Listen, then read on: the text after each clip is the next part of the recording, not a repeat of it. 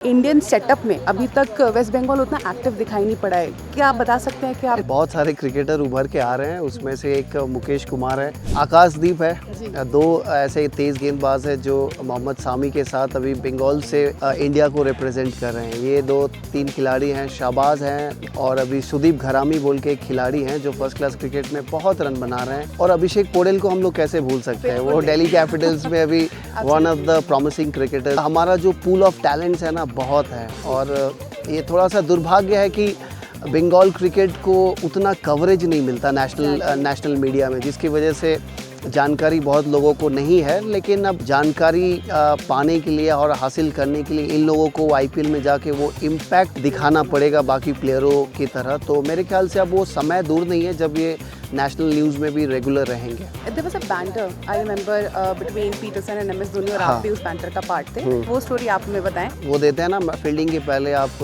Interview on the field, जो अभी एक प्रथा चली हुई थी आईपीएल में, तो उसमें कमेंट्री में केविन पीटरसन था और तो उनको लगा कि मेरे थ्रू एमएस को एक क्वेश्चन पूछा जाए। वो क्वेश्चन ये था कि केविन पीटरसन तुमसे अच्छा गोल्फर है, तो Kevin Pietersen is better golfer than Dhoni. तो धोनी इन रिस्पॉन्स उस समय उन्होंने कहा कि डोंट फॉरगेट तुम मेरा पहला विकेट है टेस्ट विकेट।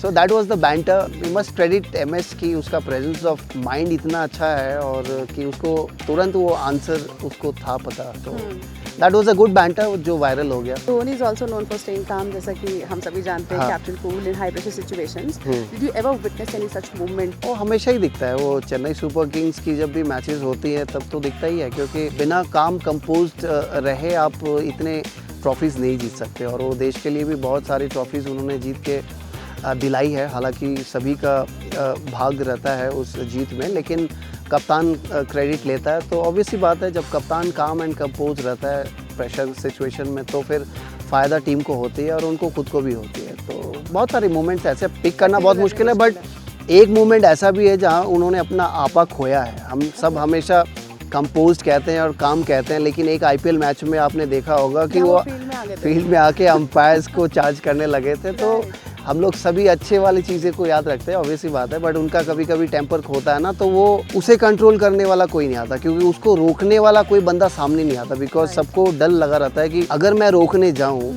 तो ये बंदा बाद में मेरी क्लास लेगा, तो इसके वजह से सब पीछे ही रहते हैं। हमने ये भी सुना है कि धोनी जैसे फील्ड में कंपोज रहते हैं या मतलब, लेकिन वो असल में गुस्सा भी करते हैं यंगस्टर्स को जब वो गलती करते हैं, या बेसिकली इतना काम एंड कंपोज जो हम लोगों ने बनाया हुआ है, बिकॉज हमें उनका ऑब्वियसली वो टेम्परामेंट दिखाई पड़ता है, बट जरूरत पड़ने पर डांट भी देते हैं। हाँ, डांटते तो है। देखिए, वो चाहर बोल के एक बॉलर हैं चेन्नई सुपर किंग्स में ना, वो अपने इंटरव्यू के माध्यम में बोलते हैं कि उनका डांटने का तरीका थोड़ा अलग है। वो प्यार से डांटते हैं और पता भी नहीं लगता बाकियों को, तो उनका वो अंदाज़ है। मेरे साथ तो वैसा कोई वाक्य नहीं हुआ है, लेकिन बस ये जो सुनने को आता है, सुनने को दिखती है, तो फिर उससे ही समझ में आती है कि वो ऐसा बंदा है कि जो एग्रेशन मतलब पब्लिकली ज़्यादा लोग देख नहीं पाए, पिक नहीं कर पाए, बट प्यार से वो देते तो हैं बाम्बू।